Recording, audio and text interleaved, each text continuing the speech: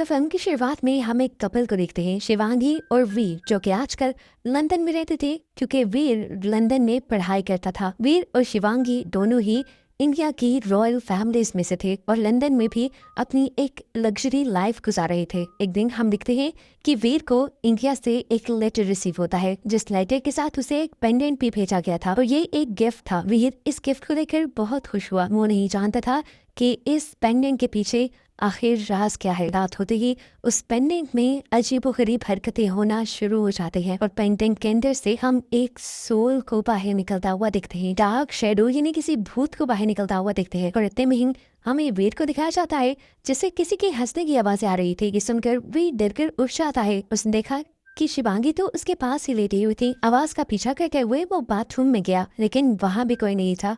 अब वो चेक करने के लिए टेरेस में गया, जहाँ हवा बहुत तेजी से चल रही थी और चेयर ऐसे चल रही थी जैसे उसके ऊपर कोई बैठा हुआ हो। फौरन बाद उसे अपने पीछे किसी के होने का एहसास हुआ, लेकिन जैसे ही वो पीछे मुड़ा तो वहाँ कोई भी नहीं था। अपने दर्द पर काबू पाते हुए वो टेरेस में आके गया। उसने नीचे भी हर जगह देखा, लेकिन उसे कोई इंसान भी नजर नहीं आया जिसके हंसने की आवाज उसे आ रही हो। सारी अपनी सोचों को छिड़कते हुए वो वापस सोने के लिए बेड पर जाकर लेट गया और इससे पहले कि सो पाता, एकदम से कुछ खून की बूंदें उसके मुंह पर आके गिरती है, जिन्हें वो देखने के लिए सीधा हुआ ही कि अचानक एक साया उसकी बॉडी के अंदर चला गया और फिर अगले ही दिन से वीर की हालत बिगड़ने लगी। यहाँ तक कि शिवांगी ने उसे हॉस्पिटल में एडमिट करवा दिया। हॉस्पिटल में उसका इलाज तो चलता रहा, लेकिन उसकी हालत और भी दिन ब दिन बदतर होती चली गई। कभी उसकी बॉडी मरने लगती तो कभी उसकी बॉडी पर ग्रीन ग्रीन कलर के निशान आ जाते और कभी तो उसकी आंखें भी पूरी काली पड़ जाती थी। शिवांगी के पूछने पर डॉक्टर बताता है कि वीर को टेटनस हो गया है,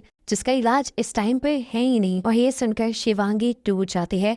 इतने में ही नर्स शिवांगी के पास आती है और उसे बताती है कि शिवांगी की घर से कॉल आ रही है। फोन पे जो कुछ भी बताया गया था उससे शिवांगी एक मरतबा घबरा कर फौरन घर गई तो उसने देखा कि महल में जितने भी वीर के पिक्चर्स लगे हुए थे उन सारी पिक्चर्स की आंखें काली हो चुकी थी। केसरा माँ ये सब देखकर शिवांगी से कहती है, मुझे लगता है कि वीर को कोई बीमारी नहीं है, बल्कि किसी ने उन पर काला जादू कर दिया है। शिवांगी उनकी बात को सुनकर कंफ्यूज हो जाती है तो केसरा माँ बताती है कि वीर असल में अपनी सल्तनत का अगला राजा बनने वाला है और ये बात उनकी सुतेली माँ को बिल्कुल नहीं पसंद। मुझे लगता है उन्होंने ही अपनी नफरत में वीर पर काला जादू करवा दिया है। ये बात सुनते हुए शिवांगी फौरन इंडिया जाती है अपने मॉम डैड के पास और वो अपने डैड और अपने सारे भाइयों को ये सारी कहानी बता देती है कि किस तरह वीर की हालत बिगड़ने लगी है, उस पर काला जादू कर दिया गया है और ये सब उसकी स्टेप मॉम ने किया है। काफी ज्यादा सोच विचार करने के बाद ये लोग फैसला करते हैं कि वीर के जादू का इलाज ये लोग जादू से ही करेंगे। ये लोग एक तांत्रिक से मिलते हैं और उसे वीर की सारी कंडीशन बताते हैं। वीर की हालत को सुनते हुए ये तांत्रिक जान जाता है कि वीर के ऊपर किसी बुरे सोल ने कब्जा किया हुआ है। इसी सोल, इसी स्पिरिट से लड़ने के लिए और ये जानने के लिए कि वो वीर के पीछे क्यों पड़ी हुई है, ये तांत्रिक एक मिरर का इस्तेमाल करता है, जो मिरर सोल्स की दुनिया और इंसानों की दुनिया के लिए पोर्टल की तरह इस्तेमाल किए जा सकते हैं। अभी तांत्रिक अपना जादू कर ही रहा था कि एकदम से किसी ने उसे उस मिरर की दुनिया के अंदर खींच लिया और फिर थोड़ी ही देर बाद घायल हालत में वो तांत्रिक बाहर आ गया। वो डरा हुआ था। उसने सबको बताया कि जो भी चीज वीर के पीछे पड़ी हुई है वो बहुत ही ज्यादा ताकतवर है, मैं उससे नहीं लड़ सकता। वो शिवांगी की फैमिली से कहते हैं कि मैं तो इस मुश्किल का हल नहीं निकाल सकता, लेकिन हाँ, कोई है जो इस सारी मुश्किल को हल कर सकता है, मेहर पापा, जिसका असली नाम जय सिंह गुज्जर है। ये नाम सुनते ही सभी लोग परेशान से हो जाते हैं, खुद शिवांगी भी। सिंह कट होकर फ्लैशबैक में हमें दिखाया जाता है कि असल में जय और शिवांगी आपस में दोस्त थे। वो एक दूसरे को बहुत ज्यादा प्यार किया करते थे और एक दिन शिवांगी के अंकल जय और शिवांगी को एक साथ देख लेते हैं। वो शिवांगी को धमकी देते हैं कि वो उनकी एक गरीब आदमी से दोस्ती की बात उसके घर जाके उसके पेरेंट्स को बता देंगे और अगर शिवांगी चाहती है कि उसके अंकल ऐसा ना करें तो उसके अंकल उसके ऊपर बहुत ही गंदी शर्त रख देते हैं कि शिवांगी उससे दोस्ती कर ले। वो सीधा सीधा शिवांगी को ब्लैकमेल रहे थे, लेकिन जब शिवांगी उनके ब्लैकमेल में नहीं आती तो शिवांगी के अंकल उसके साथ जबरदस्ती करने की कोशिश करते हैं। शुक्र है कि ठीक वक्त पर जय आकर शिवांगी को बचा लेता है और उसके अंकल की किए की सजा उसे यहीं पर देने लग जाता है।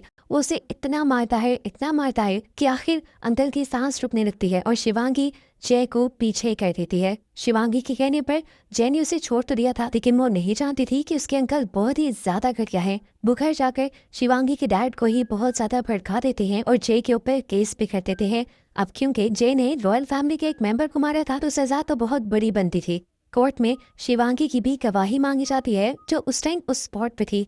जय को लगता था कि शिवांगी उसका साथ देगी, लेकिन इस वक्त शिवांगी ने उसे धोखा दे दिया, उसका एतबार तोड़ दिया और कोर्ट में उसको बचाने के बजाय उसी पे इल्जाम लगा दिया कि जय ही उसके साथ जबरदस्ती करने की कोशिश कर रहा था और ठीक वक्त पर अंकल ने आकर उसे बचाया। और ऐसे जय को 5 साल की सजा सुना दी जाती है और बस यही चीज़ जय का गुस्सा बढ़ा देती है। 5 साल वो जेल में रहा और जब वो वापस निकला तो वो जेल नहीं रहा था जो वो पहले था। सिंकट होकर प्रेजेंट में हमें दोबारा जय को दिखाया जाता है जो अब एक ऐसी लड़की का इलाज कर रहा था जिसकी कल शादी थी और उसके ऊपर एक सोल ने कब्जा कर लिया था। उसका मुंह हाथ सब कुछ डिमोनिक हो चुका था। जय अपनी पावर्स का यूज करते हुए उस लड़की के ऊपर से उस सोल को निकाल कर अपने कब्जे में कर लेता है और आखिर वो लड़की ठीक हो जाती है। उस लड़की की जान बचते ही उसके मॉम डैड खुश हो जाते हैं क्योंकि अगले दिन उनकी शादी थी और उनकी इज्जत का भी मसला था। इन लोगों ने जय को उसके पैसे भी देने की कोशिश की,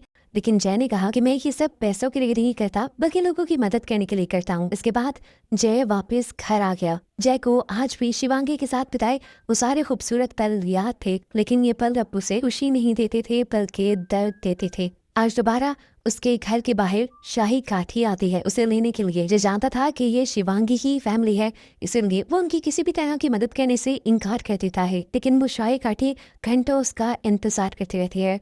और जब जय बाहर जाकर देखता है तो खुद शिवांगी उसमें बैठी हुई थी और घंटों से उसका इंतजार कर रही थी। शिवांगी को देखकर उसका भी दिल पिघल गया और अब वो शिवांगी की मदद करने के लिए मान जाता है। वो बताता है कि वैसे तो मैं इस चीज के बिल्कुल पैसे नहीं लेता, लेकिन आप लोगों से एक भारी रकम लूंगा। शिवांगी इस चीज के लिए भी मान जाती है और जय को लेकर लंदन आ जाती है जहाँ पर वीर था। शिवांगी फौरन ही हॉस्पिटल जाती है वीर से मिलने के लिए, जहाँ पर केसरा अम्मा काफी ज्यादा दुखी बैठी हुई थी। वो शिवांगी को वार्न कहती है कि तुम अंदर मत जाना, तुम वीर को मत देखना, लेकिन शिवांगी तड़प रही थी। वो जाकर जब वीर की बॉडी से कपड़ा हटाती है तो खुद शॉक रह जाती है। उसकी बॉडी ट्विस्टेड थी, उसका सर पाँव में जकड़ा गया था और उसके हाथ पाँव नीले पड़ चुके थे। ये सब जय भी देख लेता है और शिवांगी को बताता है कि वीर को किसी बहुत ही बुरी डिमोनिक यानी शैतानी सोल ने पोजेस किया हुआ है, जो वीर की उम्र के साथ साथ उसके जिस्म की ताकत दिखा रही है। अगर वीर की जान बचानी है तो 1 हफ्ते के अंदर अंदर उसका इलाज करना होगा। जय शिवांगी से कहता है कि वीर को फौरन हॉस्पिटल से बाहर निकाल कर घर ले आओ, लेकिन डॉक्टर्स इस चीज के लिए तैयार नहीं थे क्योंकि डॉक्टर्स भूत प्रेत पर एतबार नहीं करते थे। लेकिन जब शिवांगी डॉक्टर को वीर के कमरे में लेकर आती है तो डॉक्टर उसकी हालत देखकर डर जाते हैं क्योंकि जय इस टाइम उसके ऊपर एक्सॉर्सिज्म करने की कोशिश कर रहा था, उसके ऊपर से सोल का पोजेशन तोड़ने की कोशिश कर रहा था। उसकी काली भयानक होती आंखें देखकर डॉक्टर्स को भी उनकी बातों पे यकीन आ जाता है और वो भी वीर को डिस्चार्ज कर देते हैं। घर आने पर शिवांगी जय को बताती है कि मुझे लगता है कि जय के ऊपर काला जादू उसके स्टेप मॉम ने किया है। जय कहता है मैं नहीं मान सकता, जितना ताकतवर असर इस टाइम वीर के ऊपर है, 7 समुंदर पार से ऐसा जादू करना और सोल्स का इस तरह से उसे पोसेस करना पॉसिबल ही नहीं। जरूर यहाँ तक इस सोल को, इस एंटिटी को किसी मीडियम के जरिए भेजा गया है। शिवांगी पूछती है कैसा मीडियम? जय बताता है मीडियम किसी भी तरह का हो सकता है, कोई फूल, खाना, किसी भी चीज के अंदर इस सोल को डालकर उस तक भेजा गया है। तब शिवांगी को वो पेंडेंट याद आता है जो वीर की फैमिली ने उसके लिए भेजा था और वो जल्दी से वो पेंडेंट लाकर जय को दे देती है। जय उसके ऊपर कुछ मंत्र पड़ता है और उसकी ताकतें जय का हाथ काला कर देती हैं और इससे उन्हें पता चल जाता है यही वो पेंडेंट था जिसके अंदर इस सोल को कैप्चर करके, इस सोल को कैद करके वीर तक भेजा गया था। अब शेर शिवांगी को एक रास्ता बताता है इन सारी चीजों को खत्म करने का। वो शिवांगी को कहता है कि तुम 3 बजे तक एक मंत्र को बोलती रहना, किसी भी हाल में तुम चुप मत करना और मैं तब तक इस पेंडेंट को ठीक 3 बजे नदी में बहा दूंगा। ये वो टाइम होता है जब दिन और रात आपस में मिल रहे होते हैं। इस टाइम किसी भी सोल या स्पिरिट को इस दुनिया से भगाना आसान होता है। शिवांगी मान जाती है। जय इस लॉकेट को फेंकने के लिए चला जाता है जबकि शिवांगी पीछे से वो मंत्र बोलती रहती है जो जय ने उसे सिखाए थे। जय ने उसे बताया था कि स्पिरिट बहुत कोशिश करेगी कि शिवांगी वो मंत्र ना बोले, लेकिन शिवांगी को किसी की भी जाल में नहीं आना। जय के कहे के मुताबिक शिवांगी वो मंत्र बोलती रहती है और आखिर 3 बज जाते हैं। शिवांगी घड़ी में टाइम देखती है और एकदम से सामने से उसे वीर आवाज देता है। वीर बिल्कुल ठीक हो गया था। जय ने वीर का जादू तोड़ दिया था कि देखकर शिवांगी बहुत ज्यादा खुश हो गई और ये सब कुछ छोड़ छाड़ कर वो जाकर वीर के गले लग गई। लेकिन तभी पीछे से हमें क्लॉक की सुइयों की हिलने की आवाज़ सुनाई थी। शिवांगी ने पीछे मुड़कर देखा तो भी 3 बजने में 5 मिनट थे। यानी सोल ने उसके साथ एक माइंड गेम खेली थी, उसे कंफ्यूज कर दिया था। अभी 3 बजने में वक्त था और उसने ये मंत्र पढ़ना बंद कर दिए थे। और अब जय की वार्निंग के मुताबिक वो समझ गई कि वीर की हालत और भी ज्यादा खराब हो जाएगी और इस चीज ने उसे बहुत ही ज्यादा रिग्रेट में डाल दिया। सिंह कट होकर हमें जय को दिखाया जाता है जो इस टाइम एक रिवर के पास खड़ा हुआ था।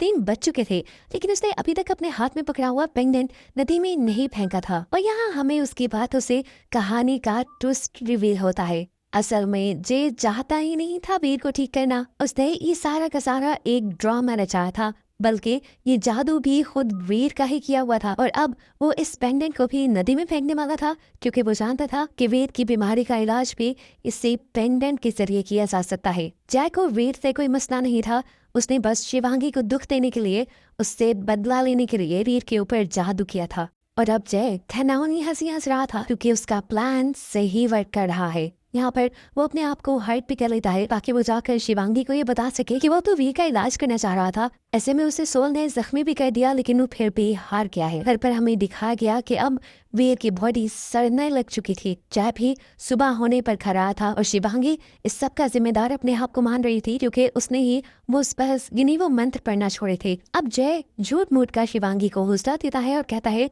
ये रास्ता काम नहीं किया तो मैं एक दूसरा रास्ता अपनाऊंगा। मैं उस जगह पर जाऊंगा जहाँ से इस जादू की शुरुआत हुई थी और वहाँ जाकर जरूर मैं वीर के इलाज का कोई तरीका ढूंढ निकालूंगा। शिवांगी मान जाती है और जय अपना सामान पैक करके ट्रेन स्टेशन की तरफ निकल जाता है। जाने से पहले शिवांगी उसे पैसे भी देने की कोशिश करती है लेकिन जय इनकार कर देता है, ये कहते हुए कि अभी मेरा काम पूरा नहीं हुआ। घर में जब अब शिवांगी अकेली बैठी हुई थी तब एकदम से उसे याद आया कि अभी कुछ देर पहले जय जो उसे सब कुछ समझा रहा था कि कैसे उस जादू की शुरुआत हुई, तो उसने बहुत सी चीजें ऐसे बोली जिसका जय को पता ही नहीं था क्योंकि उन चीजों के बारे में शिवांगी ने कभी उसे बताया नहीं। जय को उस चीफ का नाम कैसे पता चला जिसने ये पेंडेंट उनके पास भेजा था। शिवांगी को फौरन शक हो गया कि जय ही इन सारी चीजों के पीछे है, इसलिए वो भागकर ट्रेन स्टेशन पर जय को मिलने के लिए जाती है। ट्रेन आने से पहले वो स्टेशन पर पहुंच भी गई और उसने जय से कहा, क्यों किया तुमने ऐसा? तुम इतने भोले हो नहीं जितने दिखते हो, मैं जान गई हूँ कि ये सब तुमने ही किया है। जय इन सारी चीजों को लेकर इनकार भी कर सकता था लेकिन वो यहाँ एक ठेठ बन गया और अपने शैतानी हंसी हंसते हुए उसने बताया, अरे यार पता चल गया तुम्हें, देखो कितना अच्छा चल रहा था ना मेरा प्लान, तुमने मुझे उस वक्त छोड़ा था, मैं तुमसे प्यार करता था, मुझे तुम पर भरोसा था, पर तुमने क्या किया, तुमने अपना असल चेहरा मुझे दिखा दिया। तुमने दिखा दिया कि अमीर लोग खुद गर्ज होते हैं। बस तुमसे बदला लेने के लिए मैंने ये सब किया और आज तुम्हारे चेहरे पे जो दर्द है यही दर्द मुझे खुशी दे रहा है। ये सुनकर शिवांगी जय को एक थप्पड़ मारती है और कहती है, तुम्हें क्या पता कि उस दिन क्या हुआ था? तुम्हारे यहाँ झूठ बोलने पर शायद थप्पड़ मारे जाते होंगे लेकिन हमारे यहाँ गोलियां मारती जाती हैं। जिस दिन अंकल ने वो सारी बात मेरे डैड को बताई तो उन्होंने फौरन ही तुम्हें मारने का फैसला कर लिया था। मैंने अपनी जान पर खेलते हुए अपने डैड को रोका और उनसे वादा किया कि मैं कोर्ट में तुम्हारे खिलाफ गवाही दूंगी लेकिन इसके बदले तुम्हारी जान बचाई जाए। मैंने अपनी फीलिंग्स को मार दिया, अपने आप को मार दिया तुम्हारी जान बचाने के लिए और तुम मेरे बारे में ये सोचते हो। मुझसे कहती है कि मैं उस वक्त तुमसे प्यार करती थी लेकिन मजबूरन मुझे वो सब करना पड़ा जो मुझे सही लगा। जय की अब आंखें खुल चुकी थी, उसे अफसोस हो रहा था कि वो अपनी नफरत में कहाँ तक आ गया। ये सोचे बगैर कि शिवांगी ने ऐसा किया क्यों होगा, अपने गिल्ट और रिग्रेट को कम करने के लिए अब वो फैसला कर लेता है कि वो वीर की जान बचा कर रहेगा। वो अब महल वापस आ जाता है और वीर को ठीक करने के कई तरीके आजमाता है लेकिन हर बार हर तरीका नाकाम हो जाता है, यहाँ तक कि अब वो स्पिरिट जिसको उसी ने स्पिरिट की दुनिया से बुलाया था वो उसी के कब्जे में नहीं रही थी। वो अब जय को भी तंग करने लगी थी और जय इस चीज से परेशान होकर शिवांगी को बताता है, मैं अपनी नफरत में इतने आगे निकल आया कि मैंने वीर को ठीक करने के सारे रास्ते भी बंद कर दिए। ये सोचे बगैर क्योंकि मुझे ये सब ठीक करना पड़ भी गया तो मैं कैसे करूँगा। वो सच्चाई बता देता है कि वीर को ठीक करने के लिए उसी पेंडेंट की जरूरत है जो पेंडेंट उसने पानी में गिरा दिया था और अब मुझे क्या करना है ये मुझे अपने गुरु से ही पूछना पड़ेगा। शिवांगी कहती है, पर इसमें मुश्किल क्या है, तुम जाओ और उनसे पूछ लो। लेकिन मुश्किल ये थी कि उसके गुरु अब मर चुके थे जिनसे बात करने के लिए वो एक तरीका आजमाता है और अपनी सोल को ऑफ द वर्ल्ड में भेजने का फैसला कर देता है जहां मरने के बाद सोल जाती है। एक रिचुअल करते हुए उसकी सोल आखिर ऑफ द वर्ल्ड में पहुंच जाती है जहां पर उसके गुरु उससे बहुत ज्यादा नाराज थे। वो उससे कहते हैं कि मैंने तुम्हें ये सब कुछ लोगों की मदद करने के लिए सिखाया था और तुमने क्या किया, अपना बदला लेने के लिए इसका इस्तेमाल किया। गुरु से कहते हैं कि क्योंकि तुमने उस सोल को इसी वादे पे जिंदा किया है कि तुम उसे एक सोल दोगे, तो अब वो अपना मकसद पूरा हुए बगैर इस दुनिया से नहीं जाएगी। उसके रोकने के जितने भी तरीके थे गुरु जय को बता देते हैं और असली दुनिया में आकर ये सारी बातें जय शिवांगी को बताता है। गुरु ने उन्हें एक ऐसी जगह ढूंढने को कहा था जो कोई रिलीजियस जगह हो, लेकिन जहाँ पर काफी अरसे से किसी ने इबादत ना की हो। शिवांगी अपने ड्राइवर को बुलाकर ऐसी जगह के बारे में पूछती है, तो ड्राइवर उसे एक ऐसी चर्च के बारे में बता देता है जहाँ पर आज तक कोई नहीं जाता, और इसी चर्च का नाम नो मून हिल था, क्योंकि इस चर्च से मून नजर नहीं आता था। ये ठीक वही जगह थी जिस जगह के बारे में गुरु ने एक छुपा हुआ मैसेज दिया था कि वहाँ पर वीर का इलाज मिल जाएगा। ये लोग बिना मकसाए के उस चर्च में चले जाते हैं और वहाँ इनकी मुलाकात होती है एक अजीब सी लेडी से। यहाँ आते ही इन लोगों की कुछ भी बताने से पहले उस औरत ने ही इन्हें बता दिया कि मैं जानती हूँ तुम लोग यहाँ क्यों आए हो, बड़ी देर कर दी तुम लोगों ने आते आते, तो कब से तुम्हारा इंतजार कर रही थी। वो इन दोनों का मकसद जानती थी कि इन्हें वीर को ठीक करना है। औरत के कहने के मुताबिक वो पहला चाकू जाकर एक टाइम ग्लास के ऊपर मार देता है कि वो टाइम था जिस टाइम में जय को स्पिरिट वाली दुनिया के अंदर जाकर महास्पिरिट से लड़कर वापस आना था। दूसरा चाकू जय को एक मिरर के ऊपर मारना था जहाँ से फिर स्पिरिट्स की दुनिया का पोर्टल खुल जाता, और तीसरे चाकू से वो उस एंटिटी को मार सकता था। इस सोल को मारने के बाद इन्हें वो पेंडेंट लेना था जिस पेंडेंट के ऊपर जे ने उस सोल को कैद किया था, और उस पेंडेंट के चलते ही वीर ठीक हो जाता। उस औरत के कहने के मुताबिक वीर अब उस शीशे के ऊपर खंजर चलाते हुए सोल्स के पोर्टल के अंदर चला जाता है, जहाँ उसका सामना हो जाता है उसी स्पिरिट से जो उसके हाथ से निकल गई थी। इन दोनों के दरमियान में